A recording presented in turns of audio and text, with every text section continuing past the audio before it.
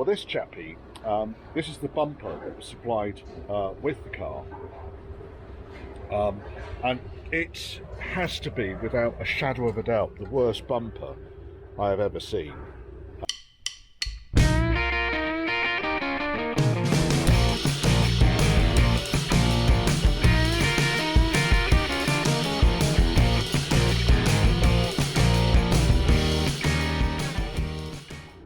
I think that it is about 97% filler. So really, having spoken to the customer, I'm inclined to remove what I can from it, ideally the brackets. I'm going to fit a later bumper on it. This, by the way, when I dropped it, this fell off. I kid you not.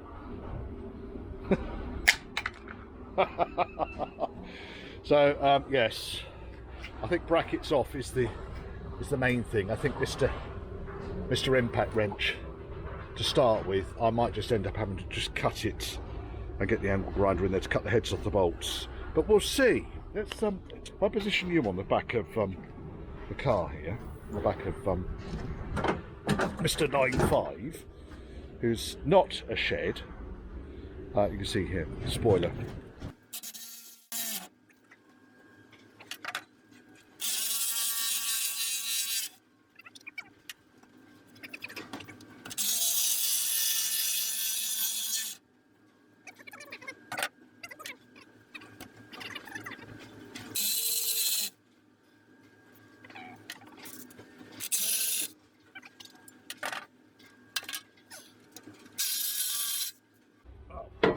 Mr. Windy done quite well there.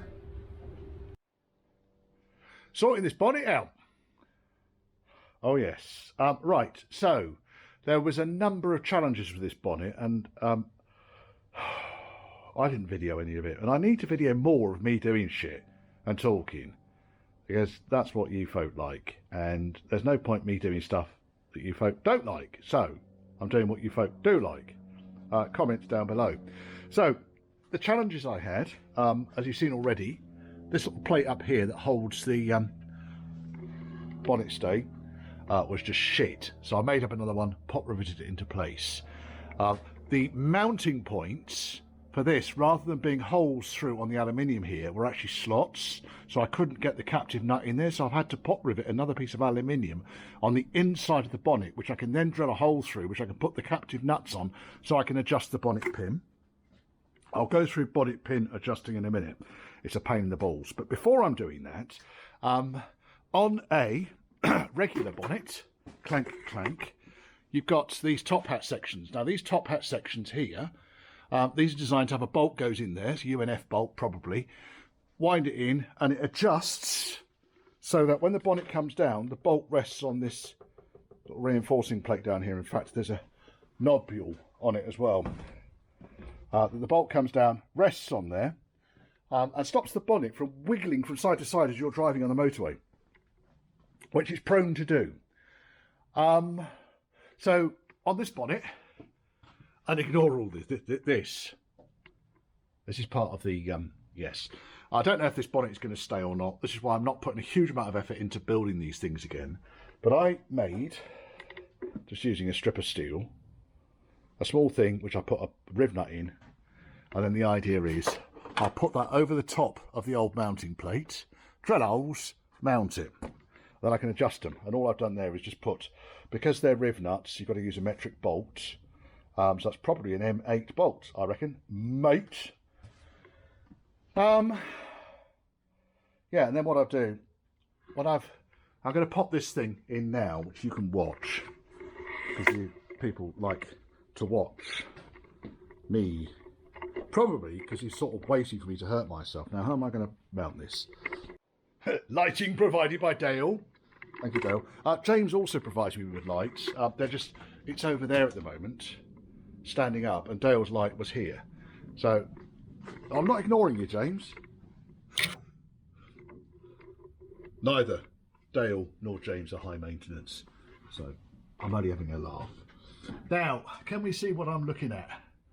Sort of. Yeah, you're going to see me as well. Bad luck, guys. Pop rivets, 4mm. I buy them at the local hardware store. 100 for £3.75. I could probably get them cheaper. But I like to support the local business. Local hardware store. Where would we be without local hardware stores? Well, we'd be in a world of fucking Chinesium, I can tell you that now for nothing. Now these, I've had to make these so that they're angled, and the idea is they're angled to fit on the inside of the bonnet here. So while it looks like it's going in on the piss, it isn't really. Right, so let's just line that up roughly. There we go, that'll do. I'm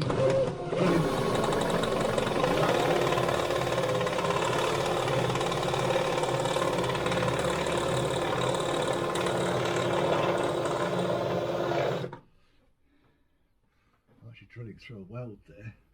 By the looks of things, I am. Yeah. Right, now, you may not know this, but on these early exposed hinge bonnets, this is aluminium. Aluminium. Not sure if these are aluminium or steel, but certainly this big front section here is aluminium.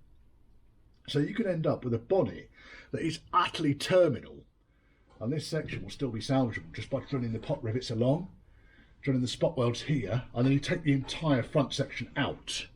Okay? So don't ever just lob a bonnet, and also the strengthening ribs and so forth can all be salvaged. There's a lot you can salvage off a dead bonnet. And then when you get a later bonnet, so when, I'm not quite sure when the changeover point was, but certainly concealed bonnets, this is all steel. And that's why the steel bonnets tend to rot a lot more on the front edge. It's steel on steel, and you can guarantee there's no, pardon the expression folks, fucking paint in there. So if you do want to protect your steel bonnet, then you have to get in to gaps, like, you know, small holes and bits and bobs around the front edge with a probe, and yeah, lube it. Right, oopsie, I'll just drop one. There's something wrong with you, boy. There's something wrong. Right, now is that not going to go in there? It's because I've drilled these holes and then painted them, so the holes aren't 4mm anymore.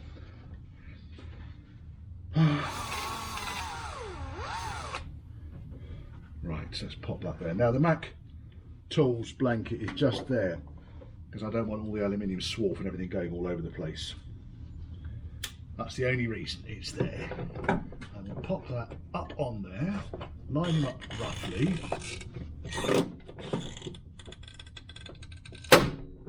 Ping, pot rivets.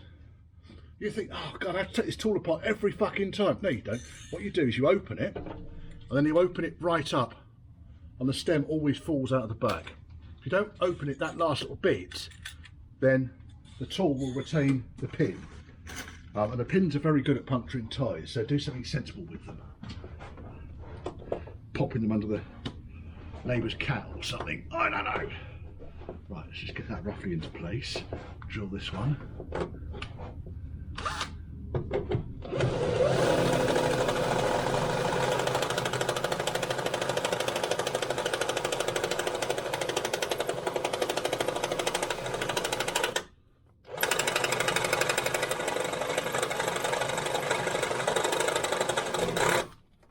Not putting huge force on there because I don't want to be drilling through the outer skin of the bonnet, which would just be silly.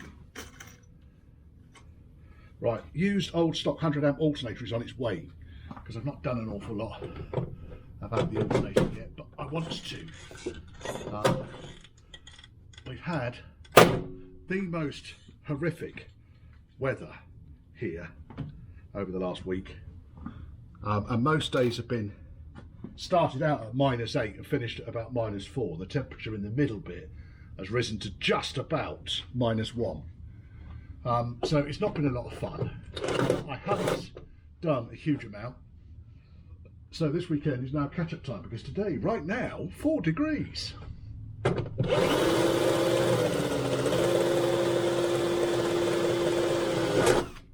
Now, what I'm doing here is I'm drilling through, I left the original mount plates on there because someone had actually cut these brackets off. I left the original mount plates in place because I'm drilling through those and the bonnet skin, sorry, the bonnet skin, the bonnet frame. So I'm getting double bubble thickness. And like I say, the real purpose of these things is that it acts as a bolt stop, so I'll adjust these bolts as is appropriate. And of course just got a little lock nut on there.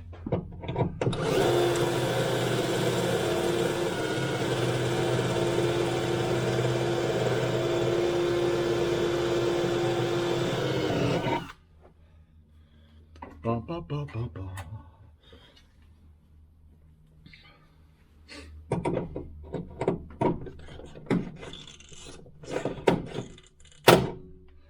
There were two giant aluminium spot wells that held these things up originally.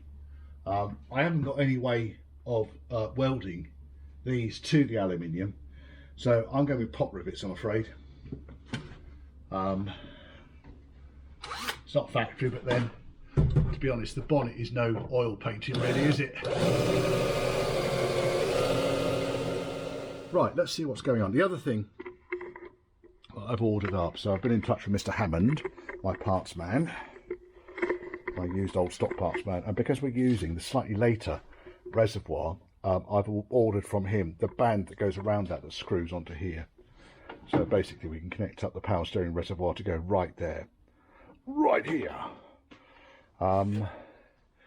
Yes, that's all right, isn't it? Oh, it's not beautiful. Right, now, when I did this, because this thing needs to float around a little bit, and this bonnet is all over the place. So what I really did was I kind of created these two strips that go across there, which I then put the captive plates on. Now, the captive plates, let me talk to you about those for a second, because you can buy them from Land Rover at about £1 million each, and I bought them from a company called Bresco, and they do a lot of these fixings. They were at one point using all of the Land Rover part numbers, but they don't seem to be doing that anymore, which is a shame. Probably because Land Rover gave them a shoeing. But you buy exactly the same parts, not in bulk, because you're buying them in sort of 15 units at the time, but rather than paying £8 for one, you buy a dozen for £8. These little captive spire nuts that go in here. Right, and then the actual catch itself, you'll wonder what these two holes are for. So we've now got a right hand bonnet pull. Cable goes through here, just connected onto the top of the headlight box there, and the pull itself I've put through, fucking opens nicely there, just down here, where it is on the later cars. Now ignore all the shambles up here, so I've got a choke on the dash. That switch does nothing. That switch is the bidet, the rear wash wipe. Now check this out, because I finally put a shim on this door. Oh, you let me down.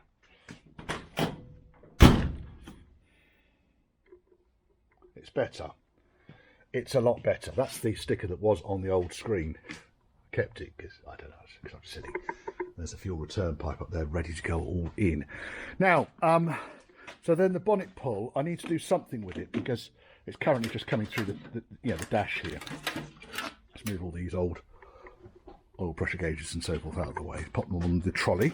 I bought this little trolley, by the way, distracted here now. I bought the little trolley. It's like a tea trolley, I guess, but it's an automotive one. Where did it come from? It came from Air Edge. I don't know. There's a pen down there, look at that. It's bloody useful, because it means that rather than piling all my tools all over the place, I just put them on the trolley. And then I put the trolley away. It's a shambles at the moment, but I'd rather it be a shambles on my trolley than a shambles on the customer's car.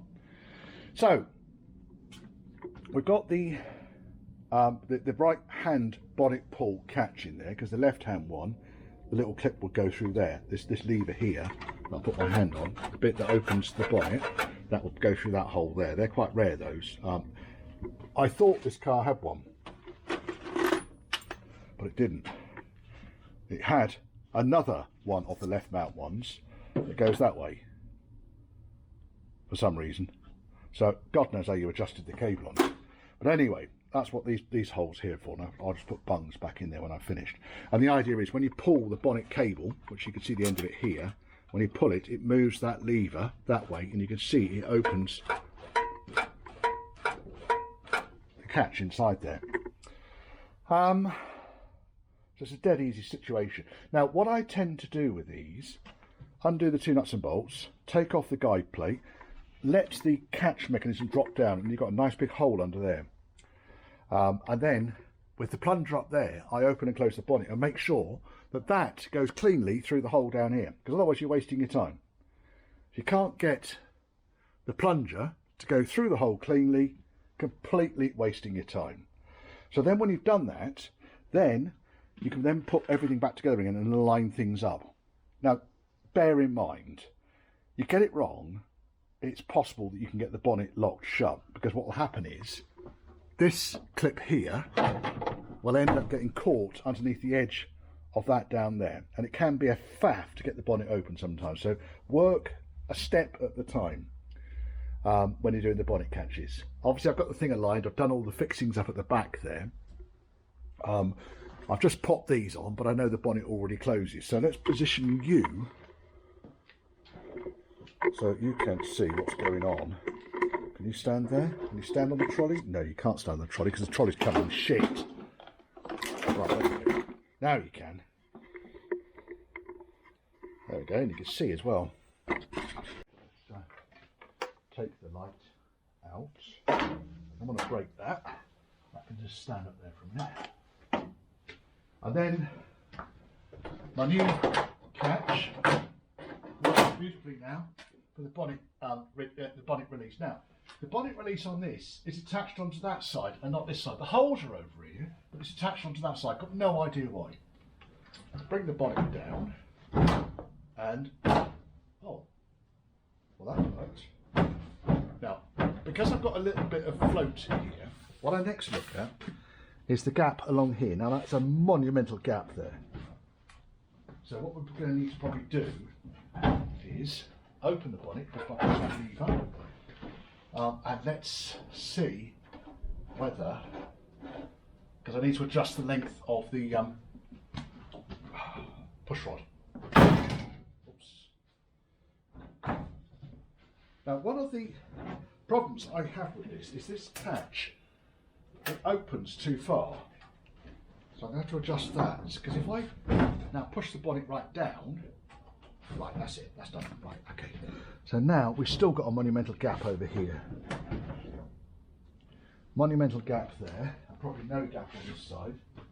No gap on this side. So this is where I need to adjust those plungers. So what I'll do is I'll adjust this plunger.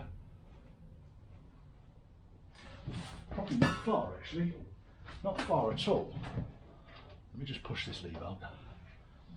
It's not very helpful, folks, I'm afraid, because I'm thinking about what it is I'm going to do while I'm trying to talk to you, which is quite a lot of the reason why I go down the route of doing something and then telling you what I've done before I finish up the job and I need to go a bit further. It's getting better. I think what we need to do next is we need to adjust this plunger so that it is the right length. At the moment it's not the right length because I've got that much plate in it. So let me shorten the plunger.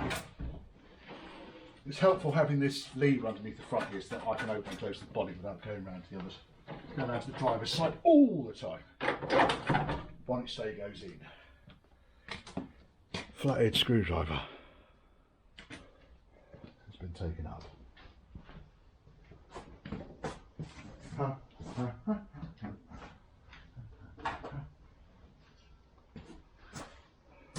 I'll be here until about 4 o'clock today, then the sun goes down and it gets flipping cold.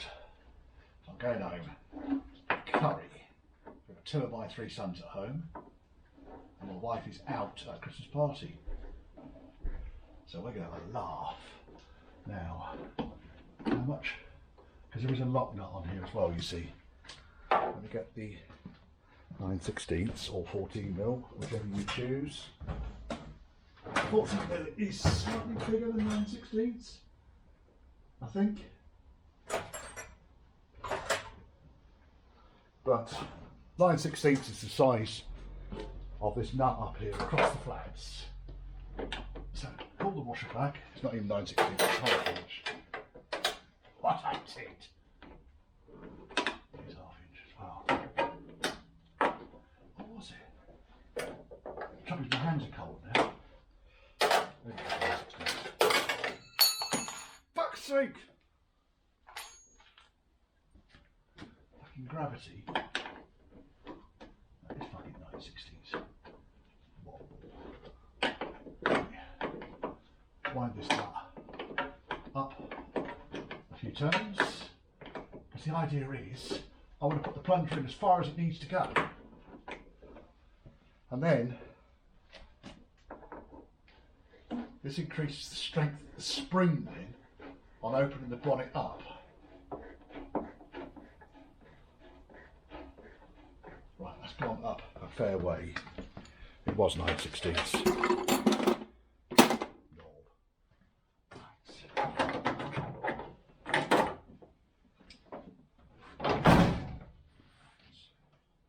Catch I need to sort out because it's annoying me already.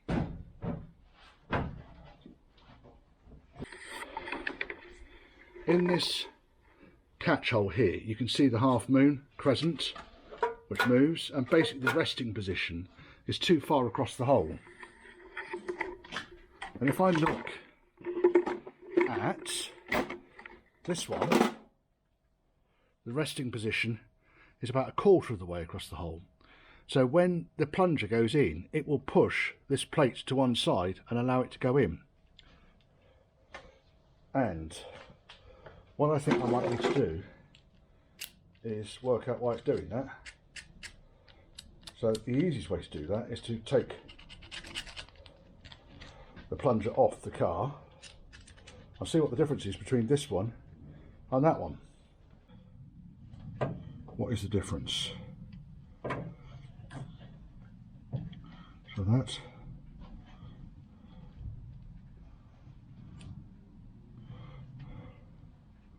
I mean, that just pulls a lot further.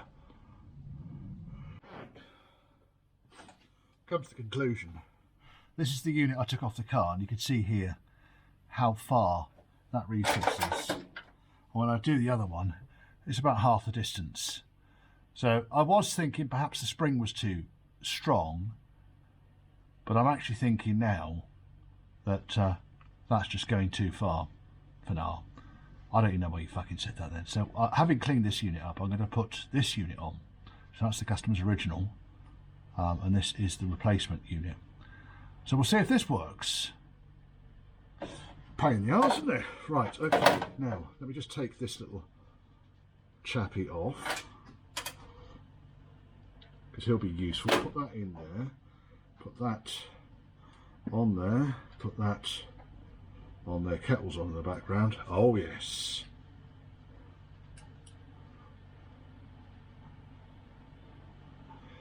Right, I'm rather hoping now. So what I'll do first and foremost, actually, let me,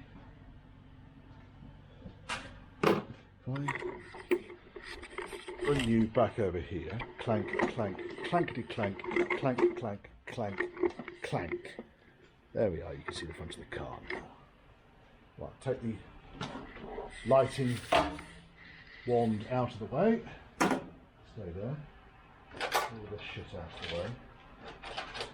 Now basically, if I can unplug you and bring you over here, you can see the hole.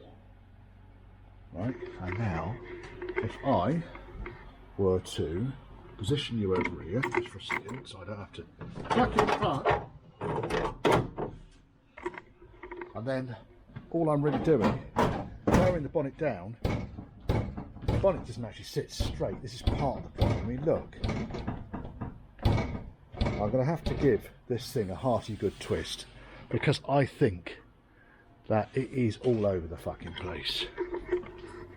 So it wants to be twisted down that way, so you can stand up there. There we go. Right, now let's too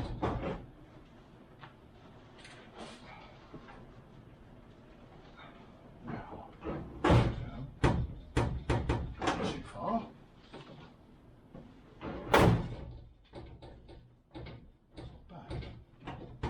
However, lot. There goes the light. Not by a lot, but enough.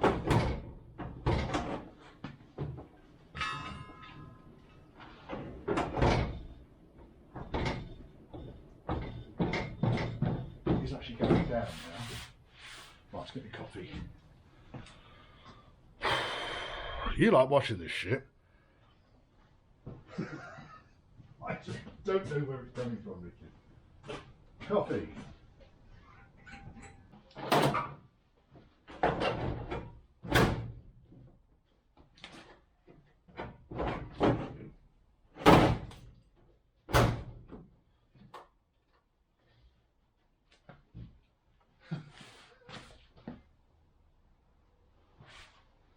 Go down a little bit further. Adjust that screw over there. What's the catch? This one, this is. I haven't got any reinforcing plates over here. It's something I need to sort out. Probably just a thicker piece of steel, bond it on. 1/2 inch.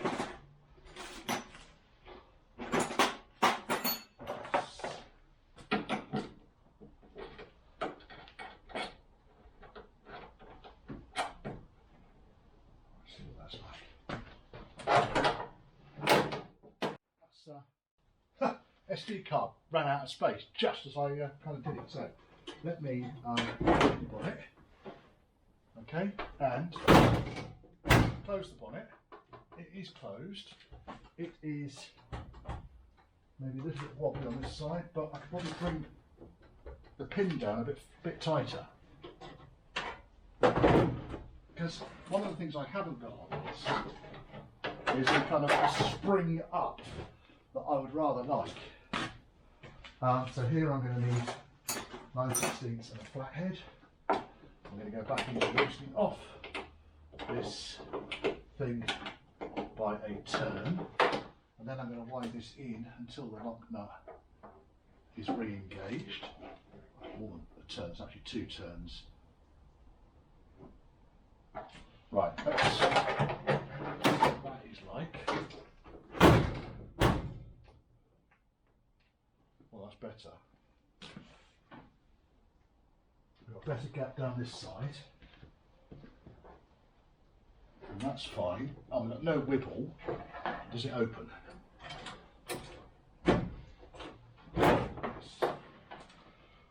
I honestly think I'm probably not going to get much better than this.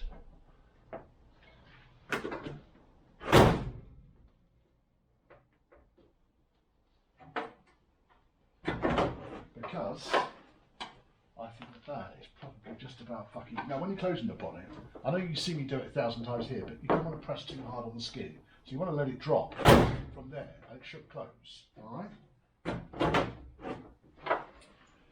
See so many raincoats with hand-shaped dents in the front edge of the bonnet there. And obviously I'm being very bloody careful when I'm doing it. Just let your bonnet drop. Now these will need to be adjusted when I put the rubber cups over the end there, or even put the reinforcing plates down here.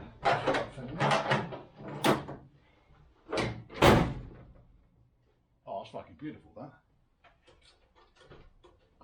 Absolutely fucking beautiful. Now, the next thing I need to do on this is safety catch. So this thing is designed such that should the bonnet release while you're on the motorway, this thing will stop it from flying right open. Now, predictably, you don't want to hold this thing on with pop rivets because it will just tear the pop rivets out. So let's, I'm going to work out what I need to do. Effectively, it needs to go into that hole there. So I'm going to need to work out probably on those 2 mounting points there. I'm going to put riv nuts into these 2 holes. So